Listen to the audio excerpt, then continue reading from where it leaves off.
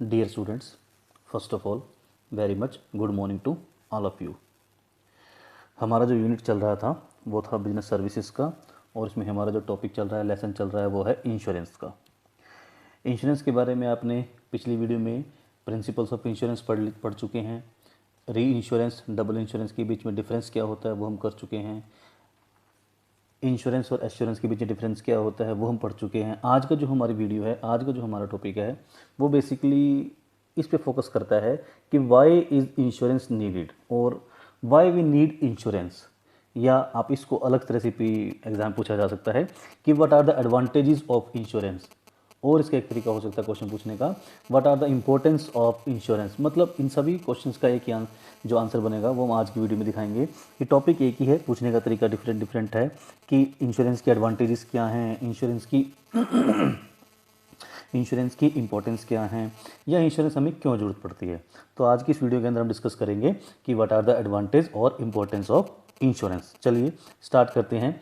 Insurance की जो normally advantage होती हैं वो तकरीबन 8 टाइप्स की एडवांटेज हैं, तो वन बाय वन हम इनको स्टडी करेंगे। तो first is a insurance provide protection.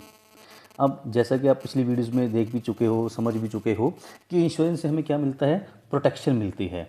अगर हम लोग कोई अपनी प्रॉपर्टी का इंश्योरेंस करवाते हैं और अगर ड्यूरिंग द ईयर हमारी इस प्रॉपर्टी को कोई डैमेज हो जाती है तो इंश्योरेंस कंपनी क्या करती है, उसकी कंपनसेशन प्रोवाइड करती है। मीन टू से हमारे जो फ्यूचर में एक्सपेक्टेड लॉसेस हैं, जो लॉस हमें हो सकते हैं ड्यू टू एनी रीज़न, वो सारे लॉसेस को हम लोग ट्रांसफ़र कर रहे हैं एक इंश्योरेंस कंपनी के ऊपर। तो हमें एक तरह की क्या मिल गई, प्रोटेक्शन मिल गई।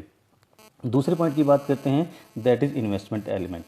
इंश्योरेंस केवल हमें इंडेमिनिटी का इंश्योरेंस नहीं करता, इंडेमिनिटी का कॉन्ट्रैक्ट नहीं है। इनफैक्ट इंश्योरेंस जो है वो हमारा इन्वेस्टमेंट का एलिमेंट भी है। एलआईसी के केस में, लाइफ इंश्योरेंस के केस के अंदर अगर हम इंश्योरेंस करवा रहे हैं तो वह इंश्योरेंस, लाइफ इंश्योरेंस का जो केस है, लाइफ इंश्योरेंस का जो कॉन्ट्रैक्ट है, वो हमें protection as well as investment दोनों का बेनिफिट देता है। मैंने आपको बताया था कि लाइफ इंश्योरेंस के केस के अंदर अगर एक व्यक्ति अपनी लाइफ का इंश्योरेंस करवा रहा है और 20 ईयर्स तक का वो इंश्योरेंस करवाता है, तो 20 ईयर्स तक वो क्या करेगा, प्रीमियम पे करेगा। अगर 20 ईयर से पहले उसकी डेथ हो जाती है तो कंपनी जो रिस्क एश्योर्ड है, जो सम एश्योर्ड है, वो अमाउंट उसकी फैमिली को प्रोवाइड करेगी। तो यहाँ तो हो गया प्रोटेक्शन। लेकिन अगर वो व्यक्ति 20 ईयर्स तक सर्वाइव करता है और 20 ईयर्स के बाद भी वो जीवित रहता है तो कंपनी उसको एक लमसम अमाउंट उसको ही वापस करेगी। तो वो विद इंटरेस्ट वापस करेगी और विद बोनस वापस करेगी। तो मिंटू से एक जो इन्वेस्टर है या जिसने पॉलिसी ली है उसको यहाँ पर इन्वेस्टमेंट का बेनिफिट हो रहा है कि वो जो पैसा लाइफ इंश्योरेंस करवाने के पे कर रहा है प्रीमियम की फॉर्म के अंदर, वो पैसा उसको विद इंटरेस्ट और विद बोनस से हमें उसे वापस भी मिलता है। तो उसको एक इन्वेस्टमेंट का एलिमेंट भी यहाँ पर काम करता है। थर्ड पॉइंट की बात करते हैं, डिस्ट्रीब्यूशन ऑफ रिस्क। अब ये क्या है, इनफैक्ट इंश्योरेंस पॉलिसी के अंदर इंश्योरेंस का सिस्टम क्या होता है, थोड़ा सा इसमें ये समझने की कोशिश की गई है। इंश्योरेंस के अंदर क्या होता है कि इंश्योरेंस के अंदर जो व्यक्ति इंश्योरेंस करवा रहा है वो पॉलिसी का एक प्रीमियम पे करता है। इस तरह से उसकी तरह बहुत सारे लोग अपनी पॉलिसी का हर साल प्रीमियम पे करते हैं।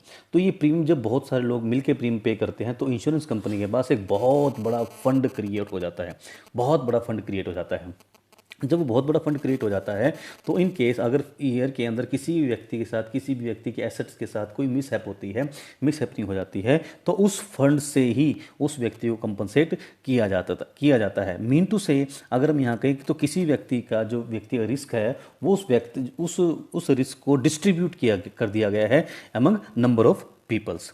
फोर्थ पॉइंट की बात करें, लोन फैसिलिटी। अब लोन फैसिलिटी क्या है, एलआईसी के केस के अंदर, लाइफ इंश्योरेंस के केस के अंदर जब भी हम लोग कोई जो लाइफ का इंश्योरेंस करवाते हैं, लाइफ का अगर हम इंश्योरेंस करवाते हैं तो उस लाइफ इंश्योरेंस की पॉलिसी के अगेंस्ट हमें बैंकिंग इंस्टीट्यूशंस या फाइनेंशियल इंस्टीट्यूशंस हमें उस लाइफ इंश्योरेंस की पॉलिसी के अगेंस्ट हमें लोन भी प्रोवाइड करते हैं। तो मतलब हमें क्या मिलती है, लोन की फैसिलिटी भी मिल जाती है। इसके बाद आ जाते हैं फिफ्थ पॉइंट पर, एनकरेजमेंट ऑफ सेविंग।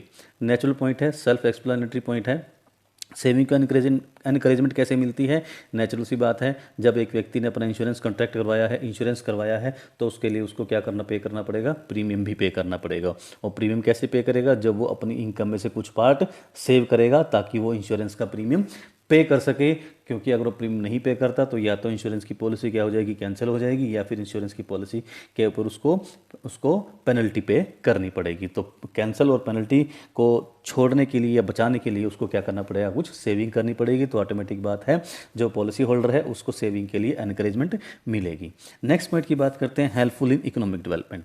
अब हेल्पफुल इन इकोनॉमिक डेवलपमेंट कैसे है, जो भी इंश्योरेंस वाली कंपनीज हैं, देखिए जरा समझिए ध्यान से पॉइंट को।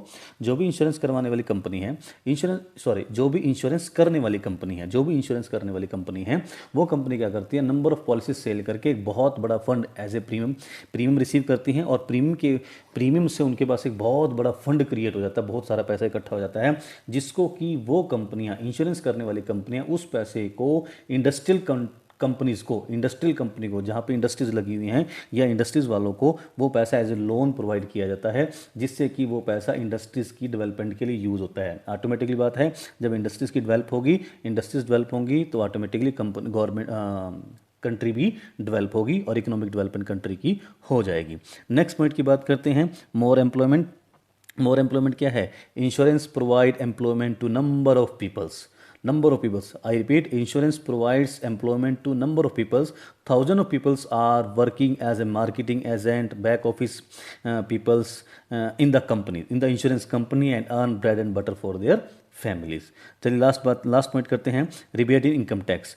इंश्योरेंस करवाया जाता है तो जब भी कोई व्यक्ति अपना जब इनकम टैक्स पे करता है या ITR फाइल करता है in front of income tax department, तो वहाँ पर इंश्योरेंस करवाया गया है उसकी भी उसको एक रिबेट मिलती है। तो मतलब क्या है, उसका जो इनकम टैक्स बनेगा वो कम हो जाता है या अगर वो इंश्योरेंस करवाता है। ठीक है, these are the all about the need of insurance, या आप कह सकते हो इंपॉर्टेंस ऑफ इंश्योरेंस, या आप कह सकते हो advantage of insurance. Thanks to all of you at last, thanks to all of you.